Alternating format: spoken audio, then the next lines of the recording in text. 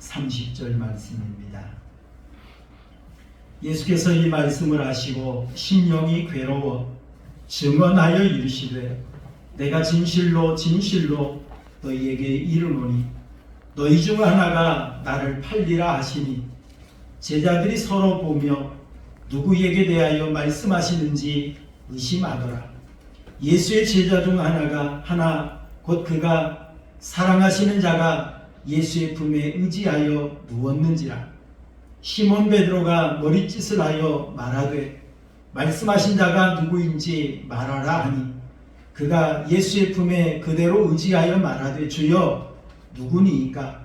예수께서 대답하시되 내가 떡 한 조각을 적셔다 주는 자가 그니라 하시고 곧 한 조각을 적셔서 가롯 시몬의 아들 유다에게 주시니 조각을 받은 후 곧 사탄이 그 속에 들어간지라.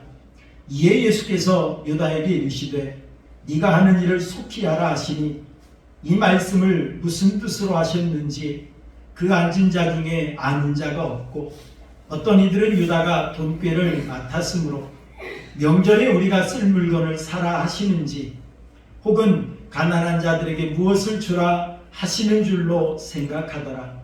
유다가 곧 그 조각을 받고 곧 나가니 밤이로라. 아멘. 우리 옆에 사람 보고 인사하시겠습니다. 반갑습니다. 주님의 사랑으로 사랑합니다. 인사하시겠습니다. 요한계시록에 보면 소아시아 7교회가 소개되어지고 있습니다. 그 소아시아 7교회 중에 서머나 교회를 우리는 발견해 볼 수가 있는데요. 이 서머나 교회는 네가 환난과 궁핍을 당하는 걸 안다. 하지만 너희가 실상은 부유한 자다 라고 하시면서 주님께서 칭찬을 하셨어요. 칭찬만 있고 책망받지 않은 교회가 바로 이 서머나 교회죠. 그런데 이 서머나 교회에 감독이었던 폴리갑이라고 하는 사람이 있었습니다. 사진 한 장 넘겨보세요. 이 사람이 이제 폴리갑인데요. 화형을 당하는 이 광경을 그림으로 그려놓은 것입니다. 폴리갑이 오랫동안 교회를 섬기며 살았는데 86세 때 로마 정부가 기독교를 박해하기 시작했습니다.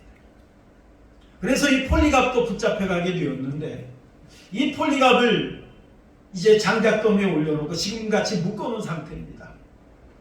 마지막으로 기회를 주었습니다. 이제라도 네가 그리스도를 부인하면 살려주겠다라고 회유를 했어요. 그때 이 폴리갑은 유명한 말을 했습니다.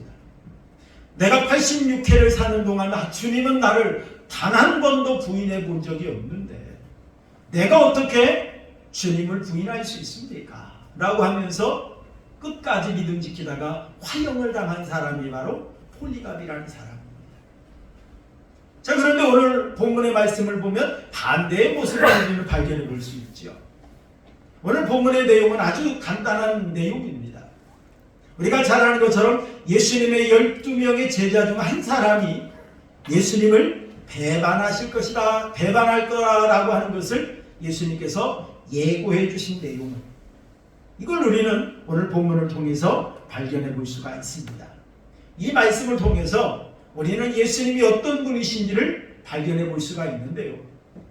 오늘 본문을 통해 발견할 수 있는 우리 예수님은 죄인까지라도 끝까지 사랑하시는 분이다 라고 하는 걸 우리는 발견해 볼 수가 있습니다. 우리가 잘 아는 것처럼 우리가 지난 시간에 살펴보았듯이 예수님께서 최후의 만찬을 행하십니다. 그때 예수님께서 제자들의 발을 씻겨주셨어요. 이 발 씻겨주심을 통하여서 예수님이 이 땅에 오셔서 감당하셔야 될 사역이 무엇인지를 보여주셨습니다. 곧 우리의 죄를 씻으시고 우리를 구원하기 위함이다 라고 하는 걸 분명히 나타내 보여주셨죠.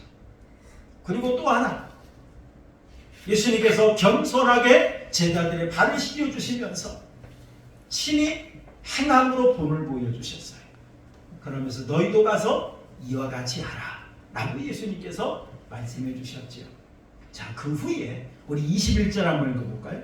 21절 함께 봅니다. 시작. 예수께서 이 말씀을 하시고 심령이 괴로워 증언하여 이르시되 내가 진실로 진실로 너희에게 이르노니 너희 중 하나가 나를 팔리라 하시니 라고 말을 했어요. 자, 예수님께서 심령이 괴로워라고 이처럼 말씀을 하십니다. 여기서 괴로워라고 하는 이 말은 마음이 너무 답답하고 고통스럽다 그런 표현입니다. 지금 예수님께서는 12 제자 중에 한 사람이에요. 그리고 지금까지 3년 반 동안 예수님과 함께 동고동락을 했던 그 제자 중에 한 사람이 특히 이 유다라고 하는 사람이 예수님을 팔 것이라고 하는 걸 예수님은 알고 계셨습니다. 이런 유다를 바라볼 때마다 아마 예수님의 마음은 안타까웠던 것 같아요. 마음이 매우 괴롭고 아팠던 것 같습니다. 특히나 예수님께서는 유다에게 수차례 회개할 수 있는 기회를 주셨어요. 유다만이 깨달을 수 있는 말씀을 주셨어요. 그럼에도 불구하고 뉘우치지 못하고 여전히 예수님을 팔 생각만 하고 있는 그런 유다를 바라보는 예수님의 마음이 몹시 아팠다, 몹시 괴로웠다 라고 하는 걸 예수님은 표현해 주신 걸 볼 수 있습니다. 그런 마음으로 너희 중 하나가 나를 팔리라 라고 예수님께서 이렇게 말씀하셨어요. 자, 그러자 22절 말씀 보니까 제자들이 서로 보며 라고 말했어요. 서로 바라보면서 누구지? 누구지? 그러면서 누구에게 대하여 말씀하시는지 의심하더라 라고 말을 했습니다. 여기서는 여러분 의심하더라 라고 하는 이 말은 어떤 뜻이냐면 어리둥절하다, 당황하다 그런 거예요. 제자들이 이 말씀을 들을 때에 제자들도 당황스러웠다. 제자들도 어리둥절했다는 거예요. 아니 다른 사람도 아니야. 아니에요. 우리 12명의 제자 중에 한 사람이 예수님을 배반한다고. 3년 반 동안이나 동고동락하고 가족 같고 형제 같은 우리가 예수님을 배반한다고. 그런 생각에 제자들도 당황스러웠던 거예요. 어리둥절했던 거예요. 그러면서 누가복음 22장 23절 말씀을 보니까 서로 물어가면서 논쟁을 벌어졌다라고 이처럼 말하고 있는 걸 볼 수 있어요. 너냐? 너냐? 그러면서 서로 제자들끼리 논쟁이 벌어졌습니다. 누가는 기록했던 걸 볼 수 있습니다. 자, 그때 23절 우리 한번 읽어볼까요? 23절 말씀 함께 봅니다. 시작. 예수의 제자 중 하나 곧 그가 사랑하시는 자가 예수의 품에 모았다고요? 의지하여 누웠는지라 라고 말을 하지 않습니다. 여러분, 그가 사랑하시는 자, 이 사랑하시는 자는 누구를 가리키느냐면 요한복음을 기록한 사도 요한을 가리킵니다. 자, 그런데 이 사도 요한이 예수의 품에 의지하여 누웠다 라고 표현하십니다. 자, 이 말씀은 그 당시에 유대인들의 식사 습관에서 우리는 답을 찾을 수가 있습니다. 그 당시에 유대인들이 대부분이 식사를 할 때 아주 편안하게 비스듬히 누워서 식사를 했다고 해요. 왼팔로 몸을 의지하고 비스듬히 누운 거예요. 그리고 다리는 아마 뒤쪽으로 뻗었겠죠. 그리고 오른손을 가지고 음식을 집어먹는 그런 습관이 있었답니다. 그러다 보니까 아마 예수님의 사랑을 특히나 많이 받았던 요한이 그저 예수님 품에 그냥 안길 정도로 예수님께 기대에 누운 그 상태를 지금 말하는 겁니다. 자, 그때 24절 한번 읽어보시죠. 24절 시작. 시몬 베드로가 머리짓을 하여 말하되 말씀하신 자가 누구인지 말하라 하니 라고 말을 했어요. 자, 그때 베드로가 요한을 향해서 머리짓을 합니다. 아마 그랬겠죠. 누구냐 그랬겠죠. 넌 알지? 말해봐. 아마 그런 투로 지금 말을 했던 것 같습니다. 그러자 요한이 누구니까? 라고 예수님께 질문합니다. 그러다 예수님 말씀하십니다. 6절 한번 읽어보십니다. 26절 함께 봅니다. 시작. 예수께서 대답하시되 내가 떡 한 조각을 적셔다 주는 자가 그니라 하시고 곧 한 조각을 적셔다 가룟 시몬이 유다에게 주시니라고 말을 했어요. 내가 떡 한 조각을 적셔다 주는 자가 그니라 라고 말을 했어요. 적셔다 라고 하는 이 말은 무슨 말이냐면 담그다, 물들이다 그런 말이에요. 우리나라 표현으로 말하면 찍어다, 묻혀다 그런 말. 뭐 떡에 꿀을 찍든지 조청을 찍든지 어떤 다른 어떤 소스를 찍든지 어떤 찍거나 묻혀다 주는 그걸 말하는 겁니다. 예수님께서 내가 떡 한 조각을 적셔다 주는 자가 그니라 라고 말씀하시면서 한 조각을 적셔다가 유다에게 주셨다라고 말을 합니다. 자, 그런데 그 당시에 떡을 적셔다가 주는 것은 그만큼 애정의 표현이었다는 거예요. 어떤 신학자들은 또 이렇게까지 표현하는 걸 제가 읽어봤는데요. 예수님께서 떡을 어떤 소스를 찍거나 그런 걸 꿀이나 이걸 찍어다가 아마 유다의 집에 입에 넣어 주었다라고 이렇게 표현하는 사람들이 있어요. 그만큼 예수님께서는 마지막까지 유다를 애정어린 마음으로 그에게 말씀하셨다는 것을 그들은 강조하고 있더라고요. 아마 제가 봐도 예수님은 그랬을 것 같아요. 예수님 그러셨을 것 같아요. 자, 그러자 27절 함께 봅니다. 27절 시작. 조각을 받은 후 곧 사탄이 그 속에 들어간지라. 이에 예수께서 유다에게 이르시되 네가 하는 일을 속히 하라 하시니라고 말씀하셨어요. 자, 유다가 예수님이 주시는 그 떡을 받아 먹었든지 아마 손으로 받았든지 아마 받았어요. 자, 그때까지만 해도 아직 회개할 수 있는 기회가 남아 있습니다. 그의 마음을 돌이킬 수 있는 그러한 기회가 남아 있습니다. 그래서 사도 요한은 아마 이것을 기록한 것을 바라보면 아마 사도 요한의 마음 속에는 이때가 마지막 기회였다라고 하는 그런 마음이었던 것 같아요. 그래서 다른 마태, 마가, 누가에는 기록되지 않은 27절 말씀을 요한은 기록한 걸 보면 아마 이게 마지막 기회였다. 아마 그 생각이었던 것 같습니다. 떡을 받았어요. 그런데도 그때도 돌이키지 않아요.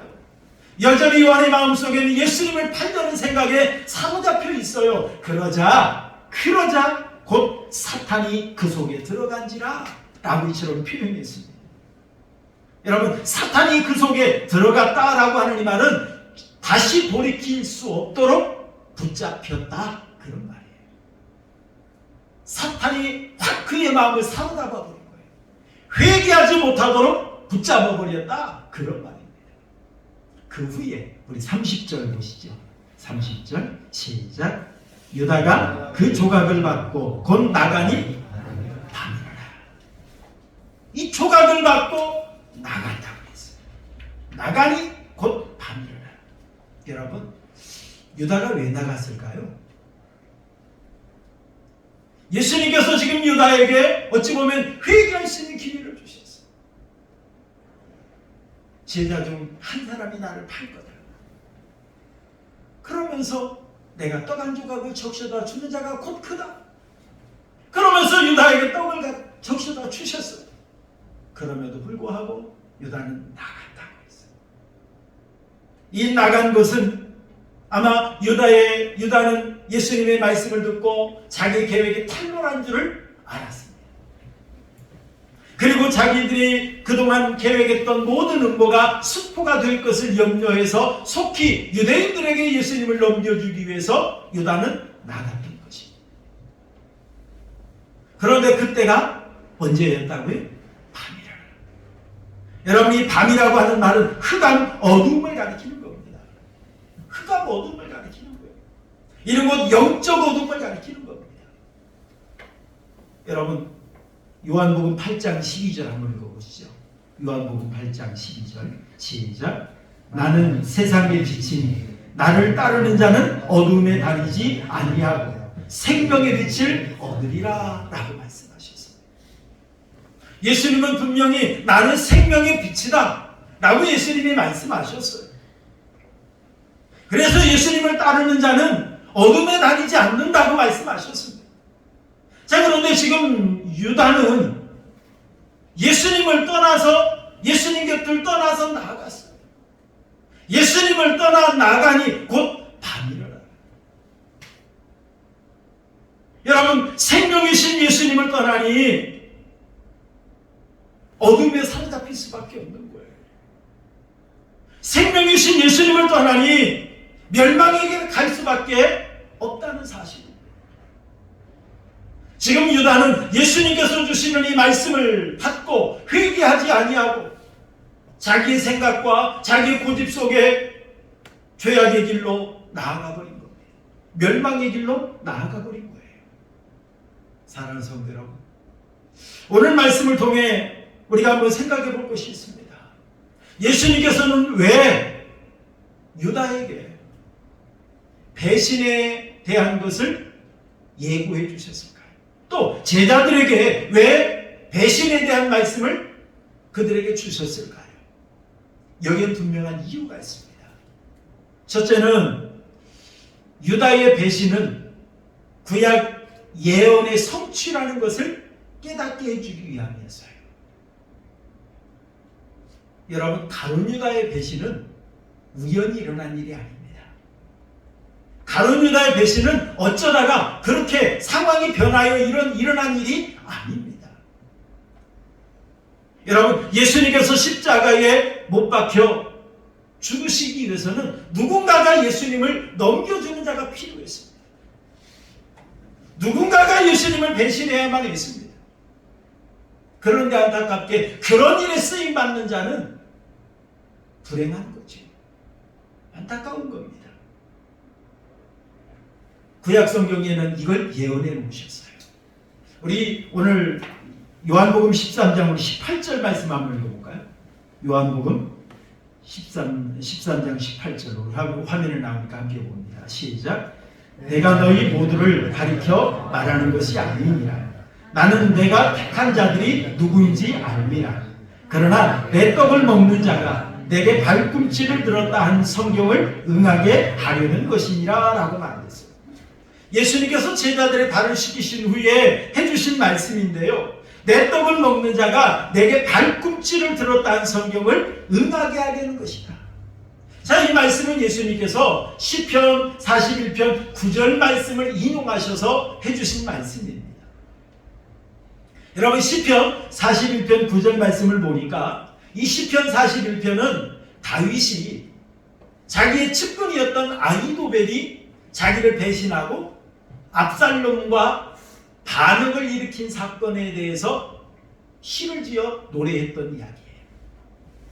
이 아히도벨의 이 반역에 대해서 이야기할 때 41편 9절 우리 한번 읽어볼까요? 41편 9절 함께 봅니다. 시작. 내가 신뢰하여 내 떡을 나눠 먹던 나의 가까운 친구도 나를 대적하여 나의 발꿈치를 들었나이다 라고 말합니다. 내 떡을 나눠 먹던 나의 가까운 친구였다는 거예요. 그런 아히도벨이 나를 대적하여 나의 발꿈치를 들었다. 여러분, 성경에 보면 우리나라는 믿는 도끼에 발등 찍혔다 라고 우리가 말하면서 배신에 표현하지 않습니까? 그런 것처럼 유대인들은 그의 발꿈치를 나에 들었다 라는 표현으로 배신에 대한 표현을 했다고 합니다. 그 이유가 뭐냐면 주인이 자기가 돌보던 짐승을 정성껏 돌봐요. 그런데 이 짐승이 주인을 향해서 뒷발질합니다. 이는 곧 은혜를 배신한 것이다 이렇게 생각했던 거예요. 그래서 발꿈치를 들었다. 자, 이 말은 뒷발질했다 이 말이에요.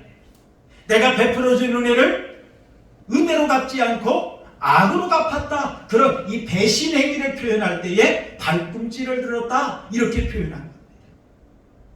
그래서 예수님께서는 제자들의 발을 씻기신 후에 이미 예수님께서는 배신에 대해서 말씀을 하셨고, 그리고 누차 다시 한번 제자들이 알아들을 수 있도록 너희들 중에 한 사람이 나를 팔리라 이렇게 말씀하셨던 거예요. 여러분, 누가복음 22장 22절 말씀에도 보니까 인자는 이미 작정된 대로 가거니와 그를 파는 그 사람에게는 화가 있으리로다 라고 말했어요. 그런 것처럼 우리 예수님은요, 배신을 당하여서 십자가에 못 박혀 죽으실 것이 이미 예정이 되었어요. 작정이 되었어요. 예수님은 그 길을 걸어가신 것입니다.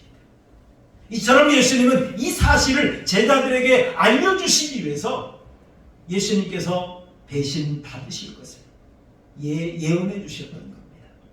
그리고 예수님께서 제자들에게 또 유다에게 이 배신에 대해서 말씀하신 그 이유가 있습니다. 그것이 뭐냐면 특히 11명의 제자들, 유다를 제외한 11명의 제자들의 믿음이 흔들리지 않도록 하기 위해서 배신에 대해서 말씀해 주셨어요. 여러분 19절 한번 읽어볼까요? 19절 말씀 봅니다. 시작. 지금부터 일이 일어나기 전에 미리 너희에게 일러두면 일이 일어날 때에 내가 그인 줄 너희가 믿게 하려 함이로라 라고 말했어요. 18절에 누군가 날 배신할 거다 말씀하셨죠? 발뒤꿈치를 든다. 배신할 거다 말씀하셨어요. 그리고 19절에 지금부터 일어나기 전에 미리 너희에게 일러두면 그랬어요. 미리 너희에게 알려주는 그 이유가 뭔지 아니? 그런 표현이죠. 일이 일어날 때에 내가 그인 줄 너희가 믿게 하려 함이로라. 구약 성경에서 배신받는 그분, 그 메시아가 곧 예수님이라는 걸 믿게 하기 위해서 예수님이 말씀해 주신다 이 말입니다. 이처럼 예수님께서는요, 이처럼 배신을 당하고 이제 받으실 거예요. 배신당할 거예요. 그런 상황에도 예수님께서는 제자들을 염려하실 거예요. 그런 상황에서 예수님은 제자들을 생각하시면서 그들의 믿음이 흔들리지 않게 예수님은 기대하시면서 말씀해 주셨습니다. 그리고 예수님께서 배신받으실 것을 말씀하신 또 하나의 결정적인 이유가 있습니다. 그것이 뭐냐면 유다에게 회개할 기회를 주시기 위함이었습니다. 여러분, 예수님께서는요, 유다가 배신하는 그 순간까지, 최후의 순간까지 유다에게 은혜를 베풀어 주셨어요. 여러분, 예수님은 유다가 배신할 것을 알고 계셨습니다. 우리 요한복음 6장 70절, 71절 한번 읽어보시죠. 요한복음 6장 70절, 71절 시작. 내가 너희 12를 택하지 아니하였느냐? 그러나 너희 중에 한 사람은 무엇이라고요? 마귀니라. 이 말씀은 가롯 시몬의 아들 유다를 가리키십니다. 그는 12 중에 하나로 예수를 뭐 할 자라? 팔 자라. 예수님은 이미 알고 계셨어요. 이미 알고 계셨어요. 여러분 생각해 보시길 바랍니다. 그러한 유다가 지금까지 계속해서 12명의 제자의 그 무리에 속할 수 있었어요. 지금 예수님께서 제자들의 발을 씻겨주실 때 유다의 발은 안 씻겨주셨을까요? 분명히 유다의 발도 씻겨주셨습니다. 이처럼 예수님은 마지막까지 유다를 배척하거나 외면하거나 멸시하거나 책망하거나 그리하지 않으셨어요. 같이 제자들에게 베푸시는 그대로 동일하게 은혜를 베풀어 주셨던 걸 볼 수가 있습니다. 이때 예수님의 마음은 얼마나 괴로우셨을까요? 이때 예수님의 마음은 얼마나 아프셨을까요? 우리가 잘 아는 것처럼 우리 예수님은 완전한 하나님이시지만 완전한 인간이시기도 하십니다. 그래서 우리 인간이 느끼는 모든 희노애락 다 느끼시는 분이세요. 절망도 느끼고 슬픔도 느끼고 고통도 느끼시는 분이세요. 피곤함도 느끼고 배고픔도 느끼고 슬퍼서 눈물도 흘리시는 그런 분이십니다. 그런 예수님께서 십자가의 사역을 앞에 놓고 겟세마네 동산에서 간절히 기도하십니다. 그때 땀이 핏방울이 되어 떨어졌다라고 말을 합니다. 얼마나 간절히 기도했는가를 말하기도 하지만 얼마나 괴로움 속에 기도하셨는가를 나타내는 그런 표현입니다. 예수님은 완전한 인간이시기 때문에 십자가에 고통당하는 것 너무너무 고통스러우셨을 거예요. 아마 이것 때문에 너무너무 괴로우셨습니다. 하지만 또한 목에 예수님에게 고통을 안겨다 주는 그러한 한 사람이 있었습니다. 그게 바로 유다의 배신이었다고 저는 생각합니다. 그런데 이때도 예수님은 배신을 말씀하시면서 제자들에게 유다라고 말해본 적이 없어요. 아마 저 같으면 네가 그랬잖아 그랬을 텐데 예수님은 끝까지 유다의 이름을 밝히지 않으셨어요. 그리고 예수님은 유다가 없는 자리에서라도 유다를 비난하거나 유다를 욕한 적도 없으세요. 저 친구 때문에 내가 얼마나 힘든 줄 아니? 내가 저에게 어떻게 해줬는데 지가 나한테 그럴 수 있어? 그런 말씀 한마디도 하지 않으셨어요. 그리고 예수님은 유다만 알아들을 수 있도록 말씀해 주셨어요. 혹이라도 다른 사람들이 알아채고 유다를 괴롭히고 유다를 책망하고 유다를 박해할까봐 예수님께서는 유다만 알아들을 수 있도록 말씀해 주셨다는 사실입니다. 왜 그랬을까요? 이때 예수님의 생각은 어떤 생각이었을까요? 유다야, 다른 사람 다 몰라도 난 알아. 유다야, 지금이라도 네 생각을 바꿔라. 지금이라도 네 계획을 바꿔라. 회개해라. 라고 하는 그런 마음으로 예수님께서는 유다만 알아들을 수 있도록 예수님은 말씀해 주셨습니다. 사도 요한이 주여 누구니까? 라고 할 때도 예수님은 내가 떡 한 조각을 적셔다 주는 자가 급 크다. 그런데 제자들은 몰랐다고 말하고 있지 않습니까? 여러분, 예수님께서는 마지막까지 유다의 인권을 침해하지 않으셨어요. 예수님께서는 마지막까지 유다를 멸시하거나 무한하게 만들지도 않으셨어요. 유다를 어찌 보면 최상의 자리에 앉게 하셨어요. 최후의 만찬의 자리를 그린 걸 보면 이 다빈치라고 하는 사람이 최후의 만찬을 그렸는데 제가 지금 사진을 안 띄웠는데요. 이 사진에 보면 예수님 가까이에 베드로가 있어요. 여기 유다가 있어요. 특히나 일자로 쭉 이렇게 그림이 그려져 있어요. 사실이 뭐 그런지는 모르겠습니다만.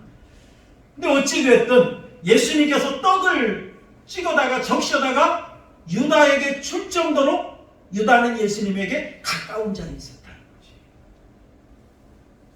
얼마든지 예수님과 가까이서 많은 대화를 나눌 수 있는 그런 자리에 예수님은 유다를 앉게 하셨다는 것입니다. 그만큼 끝까지 예수님은 유다를 향해서 인격적인 대우를 해주셨습니다. 사랑하는 성도 여러분, 이러한 예수님의 은혜가 있기에 우리가 죄사함 받았다는 사실을 여러분 믿으시길 바랍니다. 이러한 예수님의 은혜가 있기에 오늘도 우리가 하나님 앞에 믿음 지켜 나아가는 줄로 믿으시길 바랍니다. 오늘도 우리가 어떻게 예배할 수 있어요? 어떻게 오늘도 하나님 앞에 나와서 우리가 하나님의 은혜를 노래하며 찬양할 수 있습니까? 어떻게 예배할 수 있습니까? 우리가 지은 죄를 생각하면 감히 그럴 수 없죠. 그런데 유다에게 끝까지 은혜 베푸신 예수님, 유다를 멸시하지 아니하시고 무한하게 하지 아니하시고 끝까지 회개의 기회를 주시는 그러한 예수님의 은혜 때문에 오늘도 우리가 하나님 앞에 서게 되는 줄로 믿으시길 바랍니다. 여러분, 가룟 유다는 얼마나 큰 은혜 받았는지 몰라요. 예수님의 12제자의 무리에 끼었어요. 얼마나 그 많은 사람들이 그 당시에 예수님을 따르고 싶었는지 몰라요. 그런데 유다는 예수님의 그 무리에 끼었어요. 그뿐만이 아니죠. 예수님을 통해서 직접 예수님의 능력의 말씀을 들었어요. 산상수훈의 말씀을 들었습니다. 비유의 말씀 등을 들었습니다. 때로는 행동을 통하여서 예수님께서 행동으로 보여주시는 그러한 말씀을 직접 목격했습니다. 그럼에도 불구하고 유다는 어떻게 되었습니까? 변화되지가 않았습니다. 변화되지 않았어요. 유다는 또 어떤 사람입니까? 예수님이 행하신 기적을 가까이서 직접 목격하고 체험했던 사람. 오병이의 기적을 일으켰을 때 유다는 그 떡 안 먹었을까요? 유다도 그 떡 먹었을 겁니다.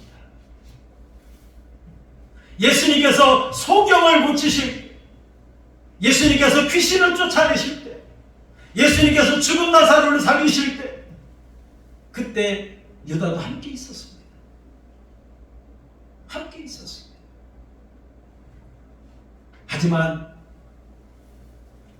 하나님의 아들이신 예수님, 구원자이신 예수님, 메시아이신 예수님을 만나지 못했다는 사실이에요. 더 나아가서 여러분, 예수님께서 12제자를 파송하셨어요. 또한 70명을 파송하셨어요. 그때 2명씩 짝지어 파송하셨습니다. 그들이 나아갔을 때 많은 병자도 고쳤습니다. 귀신도 쫓아냈습니다.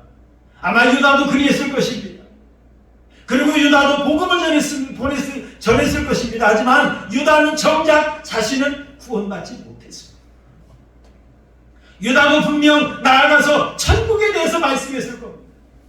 그런데 정작 자기는 천국에 가지 못하고 지옥에 가고 말았습니다.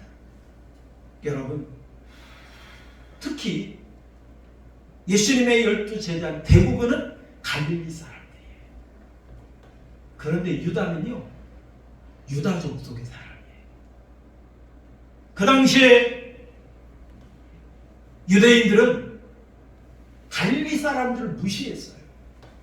멸시했어요. 그래서 갈릴리에서 선한 것이 나겠느냐? 그 정도로 무시했어요. 멸시했어요. 그런데 유다는 갈릴리 사람이 아니라 유다 지파 사람이에요.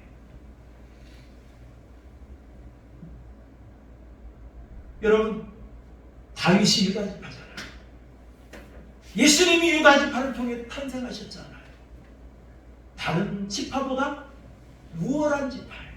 뛰어난 지파예요. 신분이 뛰어나요. 얼마든지 유다는 다른 제자들보다도 더 많은 은혜를 받았던 사람이에요. 그런데 어떻습니까?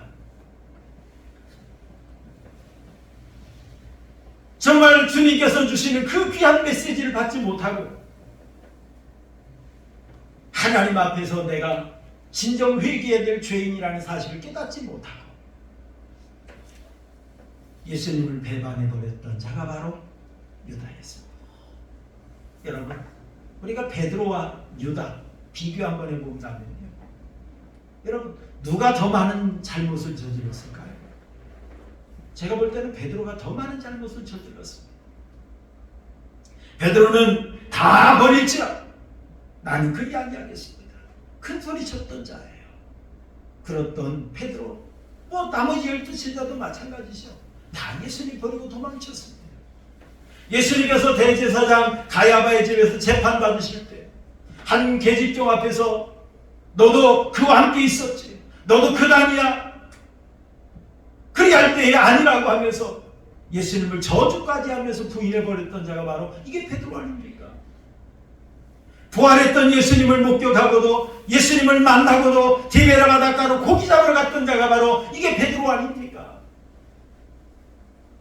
그런데 예수님께서 마지막까지 사랑을 베풀어 주신 디베라 바닷가에 오셔서 아침밥을 준비해 놓으시고 밤새 고기 잡지 못한 그들에게 고기 잡게 하시고 그런 사랑을 베푸시면서 요한의 아들 시몬아, 네가 나를 사랑하느냐? 이 말씀 한마디에 녹아져 내려버리잖아요. 이 말씀 한마디에 회개하잖아요. 그러면서 초대교회 지도자로 쓰임받습니다. 그것에 피한다면 유다는요, 뭐 그렇게 베드로에 비해서 더 나쁘다라고 말할 수 있는 사람은 못 되는 것 같아요. 하지만 중요한 건 뭡니까? 주님이 주시는 말씀을 듣고 그 기회를 잃어버렸느냐, 그 기회를 활용했느냐 차이인 것 같아요. 정말로 예수님의 말씀을 듣고 예수님 앞에 그때서라도 회개했다고 한다면, 떡을 받고서라도 회개했다고 한다면, 아마 유다는 이 불행한 인생길을 걷지 않았을 것입니다. 사랑하는 성도 여러분, 하나님께서 오늘 우리에게도 이 말씀을 들려주십니다. 왜 우리에게 이 말씀을 들려주실까요? 우리도 죄인입니다. 저도 죄인입니다. 정말 우리가 남모르게 짓는 죄가 얼마나 많은지 몰라요. 죄인입니다. 이런 우리에게 주님은 오늘도 우리에게 말씀을 주십니다. 유다에게 마지막 기회를 주셨던 것처럼 오늘 우리에게도 이 말씀을 들려주십니다. 다는 아니겠습니다만 어떤 사람에게는, 내일 돌아가실 분에게는 오늘 듣는 설교가 마지막일 수 있어요. 특히나 주님은 연약한 자들을 긍휼히 여기시는 분이십니다. 죄인까지라도 사랑하시고 은혜를 베풀어 주시는 그런 분이십니다. 그런 주님이 오늘 이 시간 나에게 말씀으로 들려주고 계십니다. 이 말씀으로 나에게 깨닫게 해주고 있습니다. 아니, 다른 사람들은 알아듣지 못하지만 나에게만은, 나만은 알아들을 수 있는 이 말씀으로 오늘 우리에게 말씀을 주고 계십니다. 사랑하는 성도 여러분, 이 말씀을 들으시고 진정 하나님 앞에 회개할 일이 있다고 한다면 진정으로 회개할 수 있는 은혜로운 우리 성도님들이 되시기를 주님의 이름으로 부탁을 드립니다. 사랑하는 성도 여러분, 참 하나님의 백성이 어떤 자가 진정한 하나님의 백성일까요? 정말로 하나님 앞에 복되게 쓰임받는 사람이 누구일까요? 죄를 안 짓는 사람일까요? 여러분, 이 세상에 죄 안 짓는 사람 누가 있어요? 모든 사람이 죄인입니다. 하지만 내가 죄를 지었다는 사실을 알고, 내가 죄인이라는 사실을 알고 하나님 앞에 회개하면서 마지막까지 죄악과 싸워 하나님의 백성으로 살기로 몸부림치는 자가 진정한 하나님의 백성인 줄로 믿습니다. 이런 자가 하나님 앞에 복되게 쓰임받는 사람인 줄로 믿습니다. 우리 사랑하는 성도 여러분, 이 말씀 들으시고 정말 하나님 앞에 내 죄를 회개하고 정말 마지막까지 죄악과 싸워서 승리하는 가운데 하나님의 백성으로 살아가는, 축복의 통로로 살아가는 우리 아울교회 성도님들이 되시기를 주님의 이름으로 축원합니다.